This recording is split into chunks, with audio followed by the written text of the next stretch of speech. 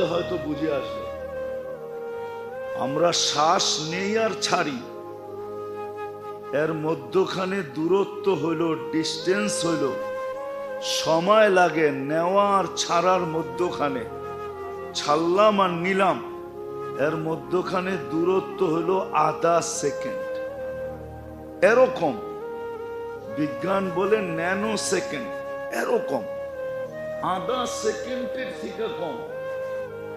এতগুলা মানুষ কিন্তু আমরা শ্বাস নিতেছি আবার ছাড়তেছি, তাই না? আমরা যেটা ছাড়তেছি ওটা বিষ, ওটা কি দূষিত বিষ। নিতেছি যেটা পিওর, ঠিক না? এই আধা সেকেন্ডের ভিতরে আমরা যেটা ছাড়লাম ওটাকে দূরে সরাইলো কে? আবার পিওরটা আমার নাকের নিচে দিল কে? যদি টেকনোলজির ব্যবহার হতো তাহলে প্রত্যেকেই বিরাট একটা মেশিন নিয়ে আসতে হতো, ঠিক না? মসজিদের দেওয়াল দুয়াল যা আছে, জানলা সালনা, এখন তো এসি ছেড়া রাখছেন, সব বন্ধ, সব কিছু খুলে দিতে হইতো, ঠিক না? কেননা দ্রুত পাস করতে হবে, দ্রুত বাহির করতে হবে, আবার দ্রুত নিয়ে আসতে হবে।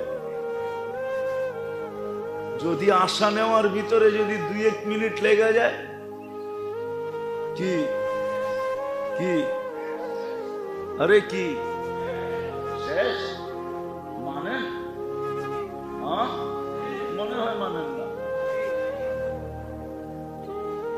তাহলে বোঝা গেল কুদরত দিয়ে আল্লাহ সুরক্ষিত করে। আজ পর্যন্ত কেউ অভিযোগ করতে পারে নাই, চাই সে সাহারার মরুতে হোক, সেও অভিযোগ করতে পারে নাই যে আমি যেটা টানি ওটা পিউন না, আমি যেটা ছাড়ি ওটা দূষিত, আমি যেটা টানি ওই অক্সিজেন নেই, এটা পিউর। আল্লাহ কুদরত দিয়ে করতেছেন। আর যদি সুরক্ষা না করতেন তাহলে 1 মাসের মাথায় আমাদের সবাইকে হাসপাতালে যেতে হতো। কেননা আপনি দূষিতটা কতক্ষণ টানতে পারবেন? আস্তে আস্তে আস্তে আস্তে আস্তে আস্তে ফুসফুস বিনষ্ট হয়ে যাবে, সে অক্সিজেন নেওয়ার ক্ষমতা হারায় ফেলবে। একদিন আপনি আর আমি মৃত্যুর কোলে ঢোলা পড়ব। তো বিজয়, যেটা বুঝাইতেছিলাম, মানুষ নিয়ে দুনিয়া নিয়ে আমার আলোচনা না, আমার আলোচনা তো হলো আল্লাহ নিয়ে, রসুল নিয়ে। আমার আলোচনা হলো আখেরাত নিয়ে, দুনিয়া নিয়ে আমার আলোচনা না। কিন্তু বুঝানোর জন্য টাইনা নিয়ে আসলাম যে মানুষ মানুষকে মূল্যায়ন করে, মানুষের কাছে মানুষ মূল্যায়িত হয় দুনিয়ার বস্তুর মাধ্যমে। কিন্তু রব্বে কাবার কসম, যিনি আমাদেরকে অস্তিত্ব দিছেন আর সুরক্ষিত করেন, ওই আল্লাহর কাছে মানুষ মূল্যায়িত হয় আমলের দ্বারা। যার যতটুকু আমল, যত কোয়ালিটি ভালো, যত উন্নত, যত বেশি, আল্লাহর কাছে সে মূল্যায়িত তত বেশি, দামি তত বেশি। কেন আল্লাহ বয়স দেখেন না, বয়স দেখেন না, বয়স হ্যাঁ একটা সময় পর্যন্ত দেখেন, সেটা হলো বাচ্চার কথা ভিন্ন, প্রাপ্ত বয়স্ক না হওয়া পর্যন্ত ভিন্ন কথা। তখন তো কলম উঠানো থাকে, তার বিরুদ্ধে কিচ্ছু লেখা হয় না, পক্ষেই লেখা হয়, বিরুদ্ধে কলম যায় না। সে যে নেক আমল করে সব মা বাবার আমল নামায় কবুল যাইতে থাকে, মা বাবার আমল নামায় যোগ হইতে থাকে। যদিও আমরা বুঝতে চাই না, এটা আবার আলাদা আলোচ্য বিষয়, তাইলে এই বিষয়ে আলোচনা করতে হবে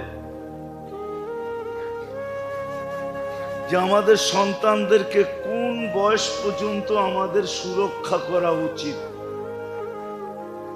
যদি আমি এই কথার বিশ্বাস করি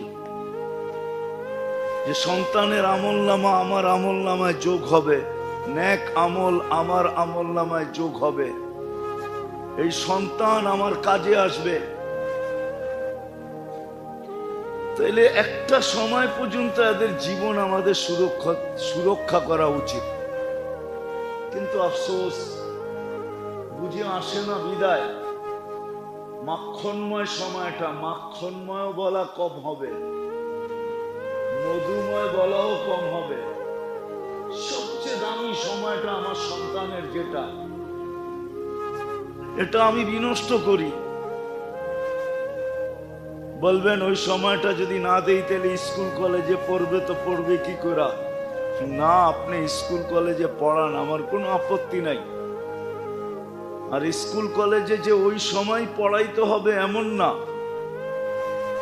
স্কুল কলেজে আপনি দেন, আমার কোনো আপত্তি নেই। দুনিয়ার দামি থেকে দামি কলেজে পড়ান, আমার কোনো আপত্তি নেই। কিন্তু আমার আপত্তি এই জায়গায়, যে সময়টা মাখনময় ছিল, মধুময় ছিল, অনেক দামি ছিল, ইচ্ছা করলে পুরো আমার আমল নামায় নিয়ে আসতে পারতাম।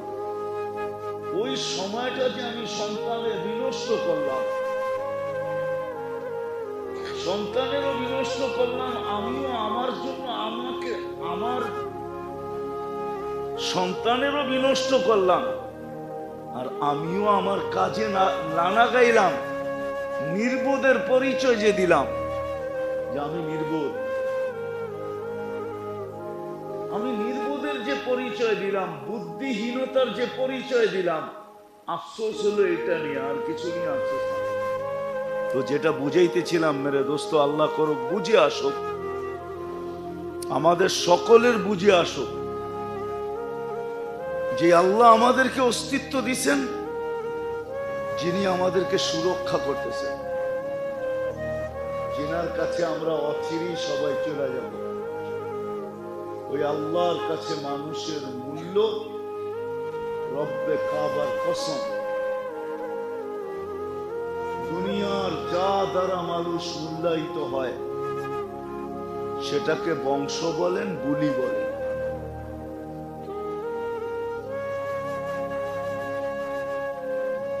রং বলেন আর কালার বলেন, সোসাইটি বলেন আর পেশা বলেন, শিক্ষা বলেন আর দীক্ষা বলেন, যা দ্বারা মানুষ দুনিয়াতে মূল্যায়িত হয়, আল্লাহর কাছে মানুষ ওটা দ্বারা মূল্যায়িত হয়। আল্লাহর কাছে একমাত্র মানুষ মূল্যায়িত হয় ওই আমল দ্বারা, যে আমল আল্লাহর পক্ষ থেকে, রসুলের পক্ষ থেকে। কোরআনের কথাই সত্য, লা ইউজসি ওয়ালিদুন আন ওয়ালাদিহি শাইআ ওয়ালা মাউলুদুন আন ওয়ালিদিহি শাইআ। কোরআনের কথাই সত্য, মা আগনা আন্নি মালিয়া। কোরআনের কথাই সত্য, হালাকা আন্নি সুলতানিয়া। এরকম শত আয়াত আছে। সাময়িক সম্পর্ক ছিল, এটা চিরস্থায়ী সম্পর্ক না। বিদায় দুই জিনিস দ্বারা মানুষ আল্লাহর কাছে মূল্যায়িত হবে। কথা মনে হয় লম্বা হয়ে যেতেছে, আমি গুছায় নিয়ে আসতেছি। আল্লাহ করুক আজকে বুঝে আসুক। দুই সম্পর্কই চিরস্থায়ী, আর কোন সম্পর্ক চিরস্থায়ী না। একটা হলো দিনদারির সম্পর্ক, চিরস্থায়ী। হাদিসের ভিতরে আছে, বিদায় বলতেছি, কোরআনেও আছে, ইন্না কুরআনাল ফাজরি কানা মাশহুদা। যার জীবনে কোনোদিন ফজরের নামাজ ছুটে নাই, তাকে বলা যাইতে পারে গ্যারান্টি দিয়া যে জান্নাতি। হ্যাঁ হ্যাঁ, ফজরের নামাজ যার জীবনে ছুটে নাই, কেননা ফজরের নামাজ কবর থেকে নিয়ে জান্নাতের গেট পর্যন্ত সর্বক্ষেত্রে ওই নামাজির পক্ষে দাঁড়াবে। তাফসীরের কিতাবে আছে, সুদর্শন যুবকের রূপ নিয়ে দাঁড়াবে। শুধু সুদর্শন যুবক না, বডি বিল্ডার যুবকের রূপ নিয়ে দাঁড়াবে। কুস্তিগির আছে না, যে ওকে কেউ পরাস্ত করতে পারে না, এরকম যুবকের রূপ নিয়ে দাঁড়াবে।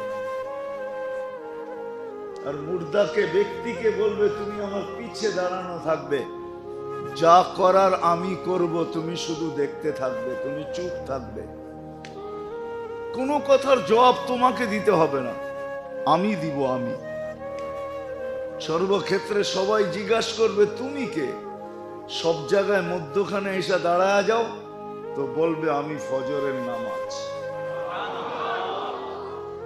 তো যেটা বুঝাইতেছি না, মানুষের মূল্য আল্লাহর কাছে দুই জিনিসের ভিত্তিতে।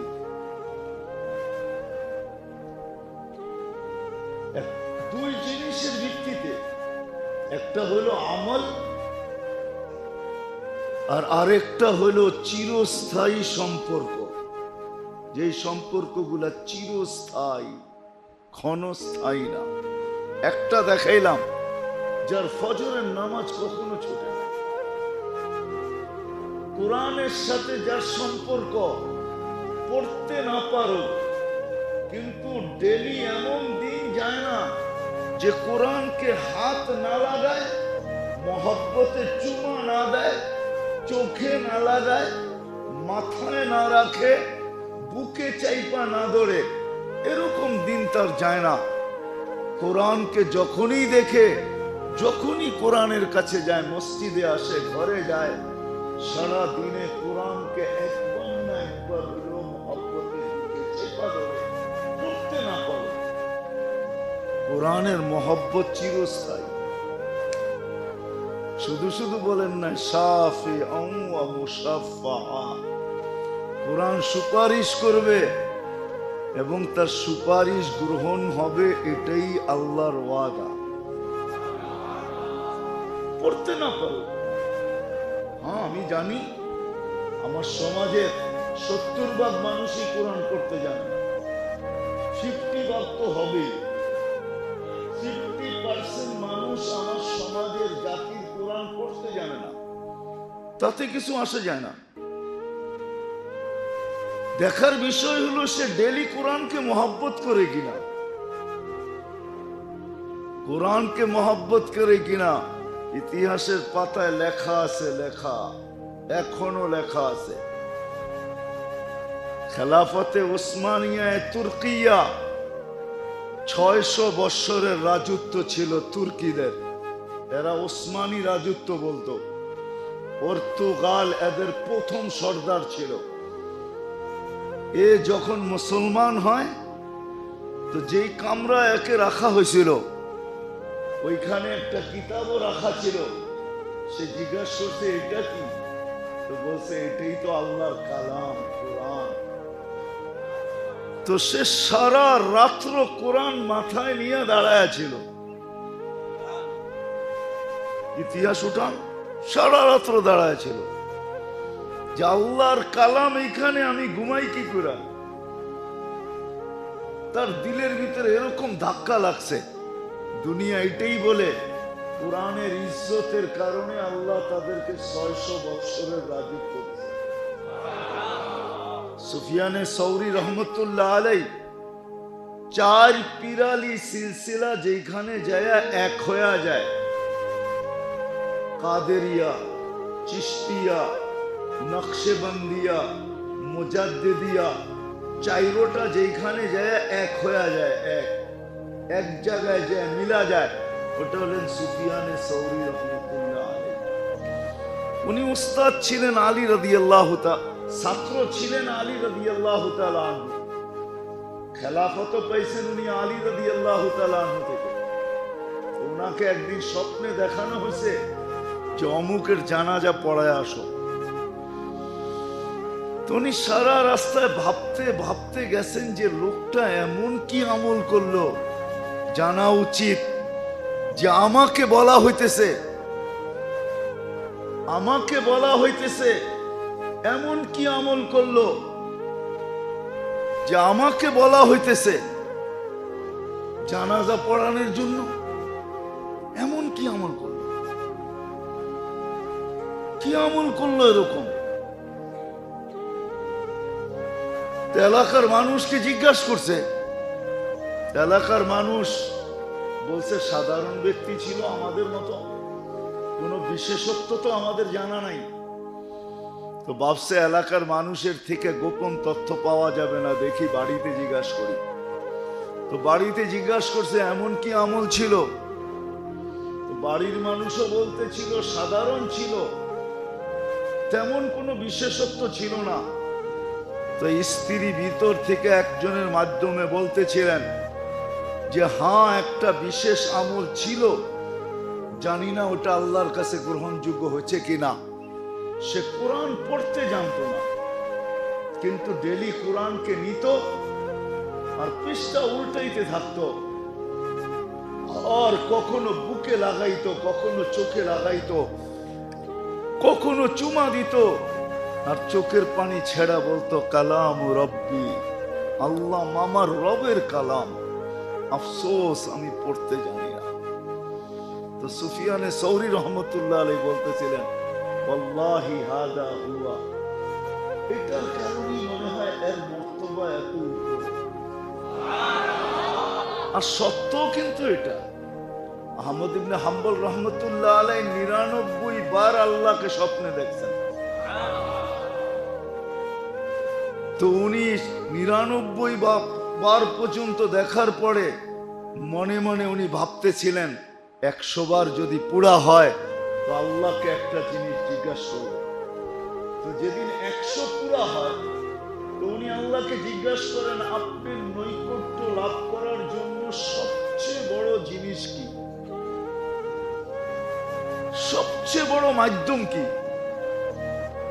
আল্লাহ বলছিলেন আহমদ কোরআন আল্লাযী খারাজা মিন্নি, কোরআন যেটা আমার ভিতর থেকে বাহির হয়েছে।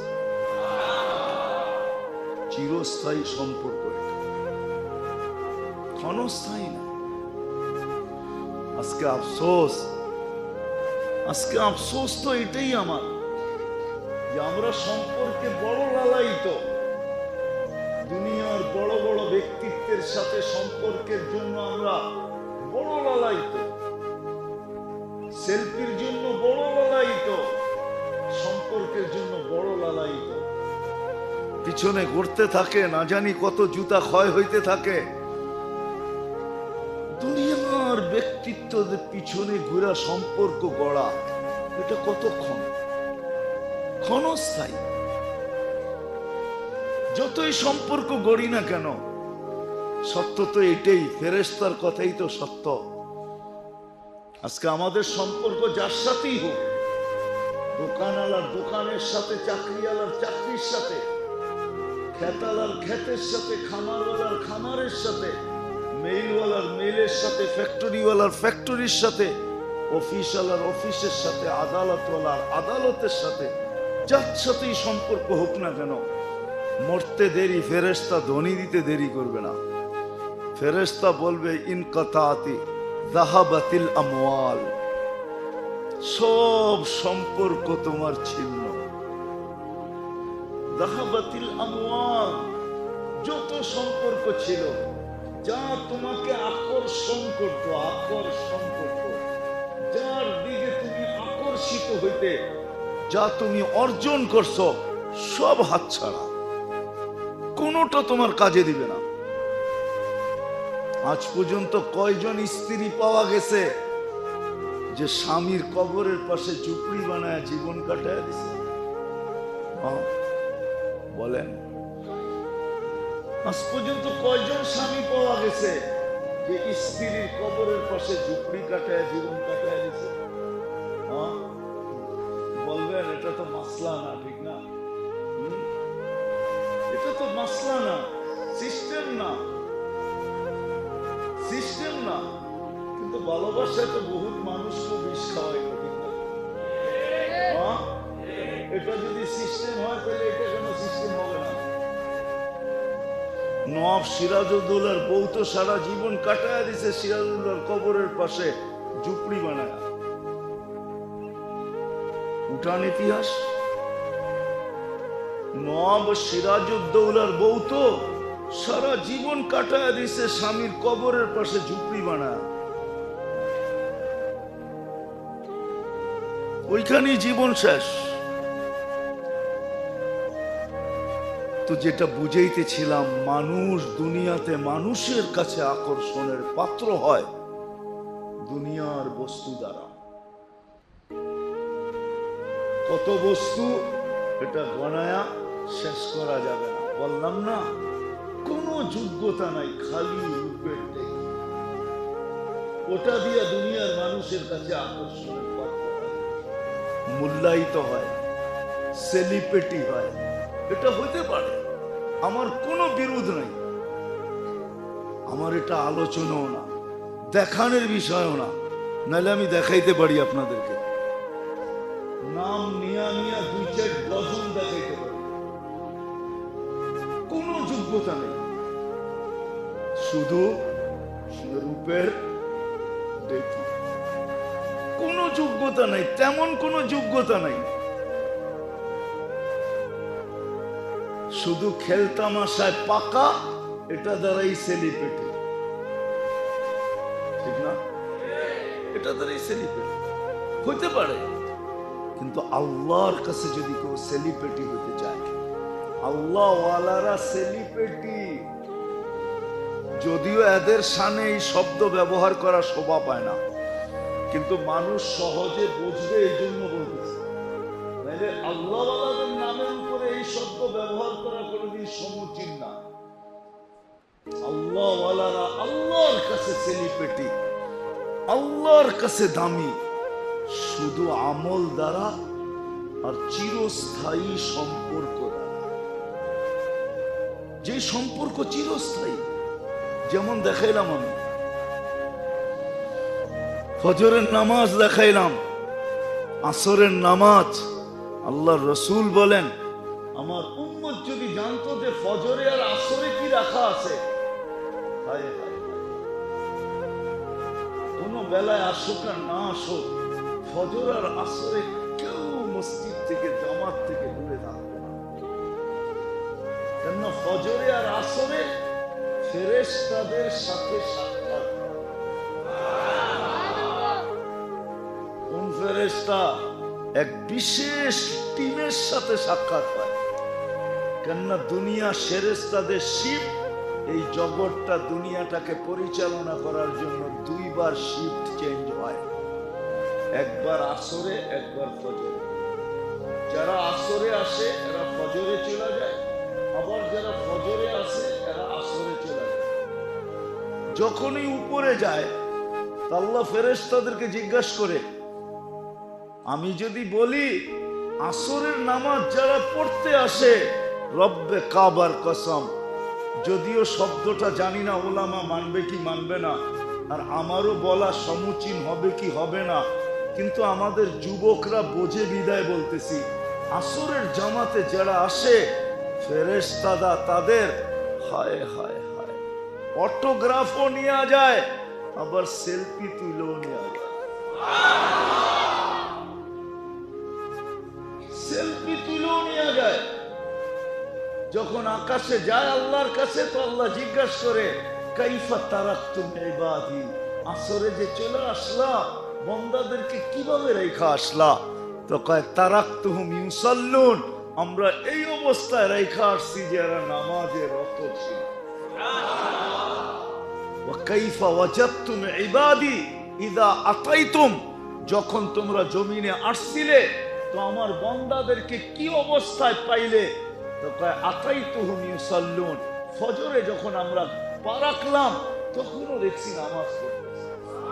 নামাজ পড়তে কতক্ষণ লাগে? কতক্ষণ লাগে?